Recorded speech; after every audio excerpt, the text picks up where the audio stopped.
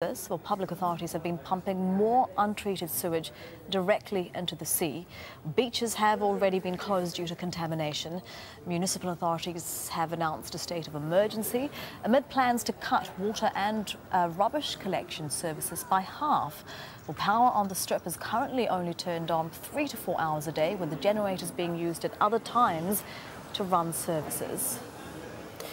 At least 44 people have died after a double-decker bus plunged into a ravine in southern Peru. It ran off the road in Arequipa and fell 100 meters down a cliff. Emergency services had to pull bodies up on stretchers. Around 24 people were injured. Many have been flown to hospital in military helicopters. To South Africa now, where severe water restrictions appear to be working in Cape Town. Residents have earned themselves an extra few months, but the city still risks becoming the first major metropolis to run out of water because of years of drought and a rising population. Charlotte Bellis reports. As the sun rises over Theewaterskloof Dam, Cape Town's main water resource has never been so low. In January, South Africans were warned day zero would come on April 12th, the day Cape Town would run dry. But that prophecy looks unlikely to come true. Water restrictions appear to be working. Residents are sticking to the daily limit of 50 litres per person per day, deemed the minimum needed for survival. Business owners are changing the way they operate. South Africans have nudged day zero out another 3 months to July. We've made a massive effort in trying to use as little as possible. So washing up sinks are really, really low. We don't refill them often. We use it consciously and mindfully. One entrepreneur has opened an eco-friendly car wash, swapping water for a chemical that can remove dirt. The cost of wasted water will not be tolerated. Police officers visited car washes in Cape Town on Wednesday and caught 11 using municipal water. They were all slapped with $250 fines. Others are worried about how costly the crisis could be to their bottom line. The bad part of it is I might just need to cut staff. I need to think about that I want to create more work for people, but if that happens, it's going to be out of my hands and control. Reservoirs haven't been full for more than 3 years because of an enduring drought. Now the city is digging into alternative options like the aquifers that lie beneath Theewaterskloof, Table Mountain and hundreds of kilometres up the west coast. There's huge aquifers that are available. Many of them are deep inland, and extracting water from them will not cause seawater intrusion. They've also been helped by farmers releasing 10 billion litres of water from private reserves for the public to use. Cape Town's 4 million people just need to maintain restrictions until winter, when rain will hopefully arrive, to avoid becoming the world's first city to turn off the taps. Charlotte Bellis, Al Jazeera. Now, a campaign is underway to turn a vast area of Antarctic waters into the largest protected area on Earth. The Weddell Sea is rich in biodiversity and currently untouched by human activity. Nick Clark is on board the Greenpeace ship sailing to the 64th parallel in Antarctica. So we're on board the Arctic Sunrise, heading further and further south. We've come through the Antarctic Sound, which kind of bisects the Antarctic Peninsula. And we're now in the Weddell Sea, but not yet at the point at which they want to protect it. That's down at the 64th parallel. But to get there, we've got to get through all this ice, and there's a lot of it around. And we're finding these clear passages, trying to weave our way through the ice. And the way that is happening is through the skipper, the captain, who's right up there in the crow's nest. You can just see him peering over the top, and he's looking for these leads, these passages through the ice, which will guide us on, hopefully down to the 64th parallel. As you can see, it's just incredibly spectacular. We've seen plenty of wildlife too. There have been penguins pottering around, we've seen leopard seals, and even the odd tail of a whale disappearing into the waters. Of course, the reason we're on board is to follow that effort to turn a large part of the Weddell Sea into an ocean sanctuary. A little bit earlier, I spoke to Will McCallum here on board. He's the Oceans team leader for Greenpeace. It's this incredible ecosystem, so you have this unbelievable wildlife down there. There are 12 species of whales. Some scientists have done some modelling to suggest there's more than 14,000 species living on the seabed. It's absolutely unique. Even within Antarctica it's unique. It's the coldest sea on the planet, and so far it's pretty much untouched by human activity. So we think that it should stay that way. We don't want the krill fishing industry to expand into it. We don't want any industry to expand into it. And what's more, this year we have the opportunity to protect it. So scientists in Germany have pulled together a proposal which is now being backed by the EU, and the decision happens this October as to whether it will be put off limits to human activity. Will McCallum there. So we'll keep pushing through this ice as best we can, trying to reach the 64th parallel. And if the skies remain clear like this, we can take this helicopter up and get a great overview of this magnificent icescape here in Antarctica. And then in 3 or 4 days' time, we'll head back up the east coast of the Antarctic Peninsula to the South Shetland Islands, which is an area where a lot of krill fishing is taking place. And then we'll take on the infamously rough Drake Passage back to South America.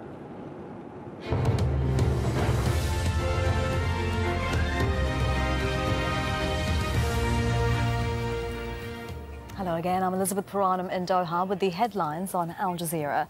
Amnesty International's report on global human rights says 2017 was one of the darkest years in recent history. The report detailed conditions in 159 countries. It says authorities in Myanmar have created the worst human rights crisis in decades in Southeast Asia. In other news, the UN Security Council is expected to vote on a draft resolution in the coming days, demanding a ceasefire in the rebel-held Syrian enclave of eastern Ghouta. At least 400 people have been killed in government strikes this week. Syria's ally Russia has denied any involvement. US President Donald Trump has tweeted that he'll push for comprehensive background checks on all gun sales, one day after meeting with students and families affected by school shootings. He's also suggesting the minimum age for buying some guns should be raised to 21 and that teachers could be armed. The man who blew himself up outside the United States Embassy in Montenegro's capital has been identified as a former soldier. Well, police say the 43-year-old killed himself after throwing an explosive device, but no one else was hurt in the attack in Podgorica. The embassy is warning US citizens to stay away until further notice. African refugees in Israel's Holot detention center have gone on hunger strike in protest against the imprisonment of 7 Eritreans who refuse to leave the country. We are not criminals. We are not criminals. We are not criminals. We are not criminals. Well, the men are the first to be jailed under a new deportation scheme. Many of the 37,000 African refugees in Israel have been given 3 months to take up a cash offer to leave for Rwanda or face indefinite time in jail. The Rafah border crossing between Egypt and Gaza has closed just a day after it reopened. People who were on waiting lists to leave Gaza were allowed to pass through on Wednesday. It was expected to be open for 4 days, but was closed again on Thursday. Many who left are seeking medical care that's unavailable in the Palestinian territory that's been under Israeli blockade since 2007. Those are the headlines on Al Jazeera, but do stay with us. The stream is coming up next. Facing realities. Growing up, when did you realise that you were living in a special place, a so-called secret city? Getting to the heart of the matter. Why is activist Stella Niazi in jail just because she expressed herself? Hear their story on Talk to Al Jazeera at this time.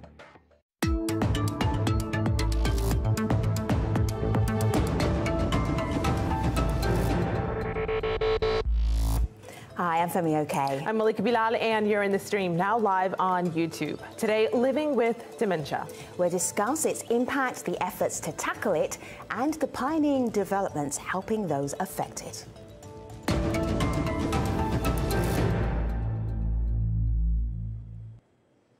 Dementia can be devastating for those living with it, as well as their family and friends. Patients with the illness face a daily battle to unlock memories, get around, and complete routine tasks. It affects millions around the globe, and the numbers are expected to drastically increase. Health experts predict dementia cases to rise particularly quickly in China, India, South Asia, and the Western Pacific region. While the effects of some forms of dementia can be alleviated through drug treatment, a cure remains elusive. Joining us to talk about this from Maryland, Mary Rednowski, a dementia rights advocate who was also diagnosed with dementia 12 years ago. In Georgia, Melora Jackson, a clinical manager with the Dementia Virtual Tour, and that's a program that stimulates dementia and used as a resource to train people in patient care. In the UK, Michael Hornberger is a professor of applied dementia research at Norwich Medical School. He also helped design a mobile game called Sea Hero Quest. It gathers data related to the illness. And in Switzerland, Tarun Dua, she's a medical officer with the World Health Organization working in the field of neurological disorders. Hello, everybody. It's good to have you here. Mary, when did you realize that something was going wrong with your health? You were diagnosed with dementia 12 years ago. What were the signs? How did you even know? Well, actually, the first signs were rather nebulous. So there were funny things going on. I was remembering things differently from other people. I didn't forget things. I just remembered different events or different facts and things that happened differently. So that was kind of strange. But it was when I was teaching at the university that I especially noticed it when I told the students that they needed to turn something in one day. And they said, no, you didn't even give that assignment. So then I started realizing that 20 students in the classroom knew something that I didn't. Sure. So at what point do you feel comfortable about telling people that you have dementia? Do you tell them straight away? Do you wait a little bit? What do you do? That's a good question. Originally, 12 years ago, I wasn't diagnosed with dementia. I was actually diagnosed with multiple sclerosis. And then I was undiagnosed. And then I was re-diagnosed with something else that was wrong. And then I was actually correctly diagnosed again 5 years ago. Wow. So it's only been in the last 5 years that I've even been telling people, and the answer is I didn't tell them right away for the most part because of the stigma, and the responses that I got were pretty much scary. People would stay away or just kind of tilt their head and put that really sad look on their face. So I don't usually tell people right away unless I'm advocating in a specific setting. Just like the casual person on the bus, for example, I don't mention it. And Mary, I'm sure a lot of people in our online community can relate to what you're saying and that stigma that so many people face. Tasneem here says she's dealing with a member of her family who is suffering from dementia and Alzheimer's, to be specific.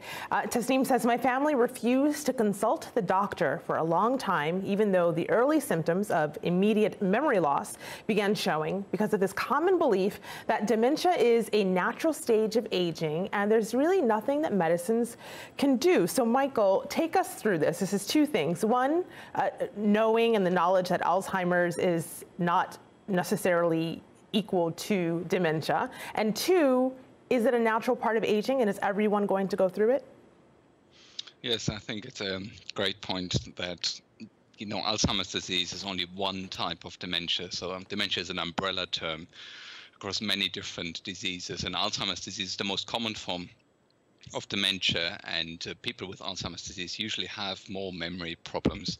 Now, for a long time, it was really thought that people, when they age, they would all develop dementia, for example, or it would be just part of normal aging. But now we know, of course, that it's a disease which actually develops only in some people, and where certain proteins in the brain start clumping together, become toxic to the nerve cells, and the nerve cells start dying. I want to show you a graph back here. It's the Alzheimer's Disease International Globe, and it's showing you, there we go, how many people around the world suffer from Alzheimer's. And in the Americas, we have over 9 million, 10 million in Europe, 4 million in Africa, 22 million in Asia. Tarun, this is a widespread issue. This isn't And that's just Alzheimer's. That's not any other complications from dementia. Do we understand it well enough right now in terms of what this means for the global population? I think that's a very important point that you raise, the number of people affected by dementia. And actually, if you look at the map in 2017, the numbers have climbed up from 45 million to 50 million. So there are every year more cases of dementia. And if you think about, there is actually one case every 3 seconds. So if I count as 1001, 1002, 1003, there is a new case of dementia. And what it means that if we think about these numbers, which are 50 million today, by 2050, this is going to triple. So we are talking about a burden of 150 million people living with dementia. Now, one misconception that we have is that dementia is a problem in high-income countries, which is not true. It's a problem all over the world, and there your graph showed that. It's a problem in Africa, it's a problem in Asia, it's a problem in low and middle income countries. So thus meaning that it requires an economic response. And the third point to remember is that it's a growing burden, it's a global and there's enough momentum from a housing market standpoint for it to carry through even with higher mortgage rates. I think what is most challenging is because of the rates and the structure of rates, the flatness of the curve, the mortgage-backed securities market, the returns in that is actually very, very spotty. This is a market that traditional bond players used to play quite regularly for good risk-adjusted returns, and it's been very tough this year. Jonathan, retail strength? Well, I just wanted to comment on your question, then we can talk about retail strength. But home affordability is still incredibly attractive, and I think that perhaps comparing it to the most attractive they've been in history is almost unfair. If you compare it to where housing's been as a percentage of disposable income, we're still very attractive. As far as retail is concerned, I think that it's going to be quite strong, and a lot of these retailers that have been kind of put out for dead because of the challenges they have competing with Amazon, if we get the benefit of this tax plan and some of the other benefits from government, these government programs, I think you're going to see a surprise pickup in the first half of the year, or now basically, in consumer spending, and these retailers are poised to really jump, and that's why the stock prices have been doing so well already, and I think you can see the same thing continue. My sense is this is still a space in which you have to tread pretty carefully. When we look at our scorecard for sectors for the S&P 500, consumer discretionary kind of falls in the middle. Consumer discretionary ex-Amazon falls toward the bottom. It's just not a sector where valuations are standing out as attractive. It's not a sector where earnings trends are standing out as attractive. Earnings revision momentum is pretty poor. There's just not a lot to get excited about here, especially when you have other sectors that are beaten down more, and nobody's trying to play them. And I'm going to agree with a but because I think that you're right on the metrics that you're looking at. That's exactly the case. It's all about will the consumer turn it on, and if you ask the consumer, do they want to save it? They say yes. If you look at what's happened to the savings rate, how much they're actually putting aside, it's been falling, and they've been putting more money aside. And consumer surveys are saying that we don't think we're actually getting a tax break. They haven't fully appreciated that there's more money in their paycheck, and so they're being surprised by how much money they have left over in their wallet after these tax benefits of about $2,000 per American family. So I think that in the near term, it's probably not the fundamentals. It's really the question you raised. Do they save it or do they spend it? My guess is that they're going to spend it. Save it, spend it. I think Jonathan is right and Gina is right too. Let me explain. I think retail sales probably end up being quite good because savings rates have been coming up. But that doesn't necessarily mean that retailers would be a good investment. They have, even when savings rate has gone down from, let's say, 6-7% to 3.5% or 2.5%, retailers haven't done much. And so it's really more about economically everything can work out the way Jonathan is arguing. But that doesn't mean retailers perform as well as markets may be expecting. Jonathan, I've got to give you the right to respond. I mean, he agreed with you, but then he didn't. No, he agreed with Gina. He was being polite to me.